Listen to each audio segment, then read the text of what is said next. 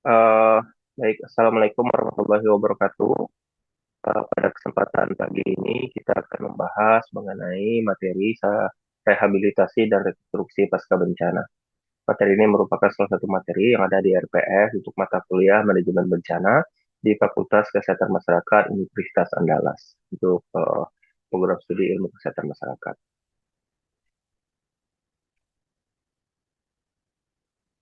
Menurut Undang-Undang Nomor 24 Tahun 2007, rehabilitasi merupakan perbaikan dan pemulihan semua aspek layanan publik atau masyarakat sampai tingkat memadai pada wilayah pasca bencana. Jadi ketika terjadi bencana, maka otomatis eh, aspek layanan publik yang ada di daerah-daerah tempat terjadinya bencana akan mengalami kerusakan, baik itu kerusakan berat, sedang maupun ringan. Melalui rehabilitasi, maka aspek-aspek layanan publik tersebut akan dilakukan perbaikan serta pemulihan, sehingga aspek tersebut dapat dimanfaatkan sedemikian rupa seperti sedia kala.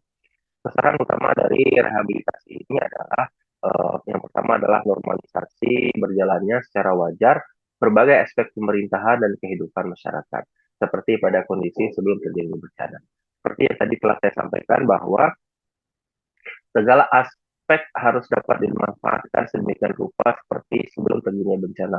Sini adalah rehabilitasi menurut Undang-Undang Nomor 24 Tahun 2007. Lalu untuk rekonstruksi adalah pembangunan kembali semua prasarana dan sarana serta kelembagaan pada wilayah pasca bencana pemerintahan atau masyarakat. Tujuannya itu adalah sasaran utama dari rekonstruksi ini adalah tumbuh kembangnya kegiatan ekonomi, sosial dan budaya serta tegaknya hukum dan ketertiban. Serta juga bangkitnya peran serta masyarakat dalam segala aspek kehidupan. Lalu apa perbedaan antara rekonstruksi dan rehabilitasi?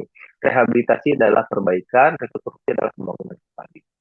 Kalau pembangunan kembali, otomatis ini skalanya sudah rusak berat, seperti tidak dapat dimanfaatkan, tidak dapat diperbaiki, lalu dibangun kembali.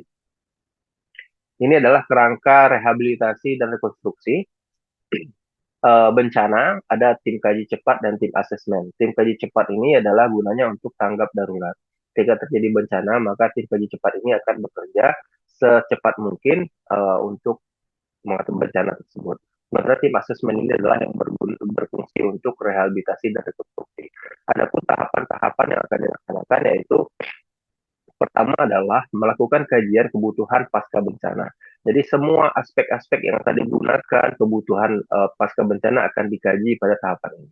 Lalu ada perencanaan rehabilitasi dan rekonstruksi.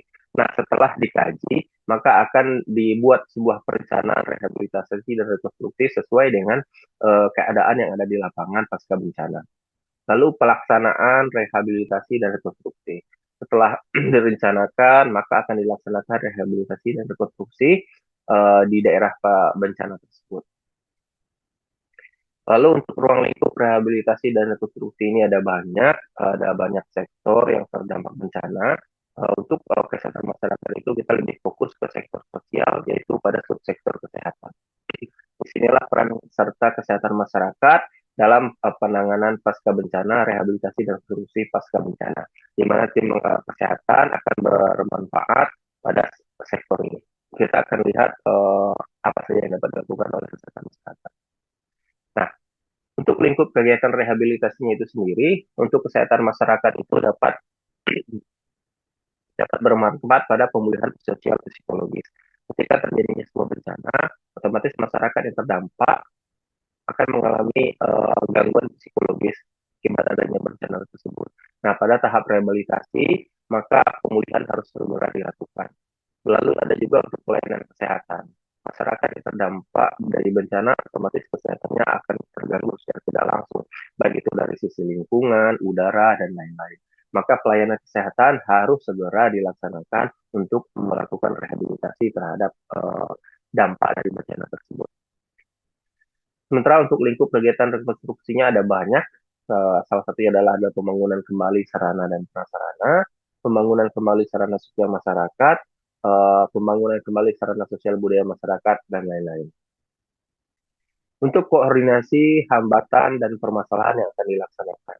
Untuk dalam melaksanakan rekonstruksi dan rehabilitasi, tentu kita harus berkoordinasi dengan pihak-pihak terkait. Siapa saja pihak-pihak itu?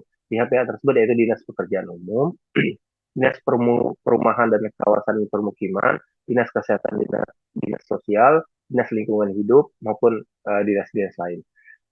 Hambatannya itu ada banyak, seperti kelembagaan OPD BPBD Kabupaten, Batang, IPB, sedangkan OPD yang dikoordinasikan adalah Dinas Eselon 2. Lalu keterbatasan, nah, lalu ada keterbatasan SDM di bidang lembaga koordinasi tersebut. Jadi tidak adanya SDM yang mumpuni, tidak ada SDM yang memiliki kapabilitas dalam masalah tersebut, artinya kekurangan sumber daya. Lalu untuk permasalahannya itu adalah koordinasi kurang fleksibel, penanganan pasca bencana jadi terkesan lambat. Lalu keterbatasan anggaran, ini menjadi concern karena anggaran memang sangat dibutuhkan untuk rehabilitasi maupun mungkin hanya itu materi yang dapat disampaikan pada tahapan rekonstruksi dan rehabilitasi pasca bencana. Kurang lebihnya mohon maaf. Wabillahi taufiq wal hidayah. Assalamualaikum warahmatullahi wabarakatuh.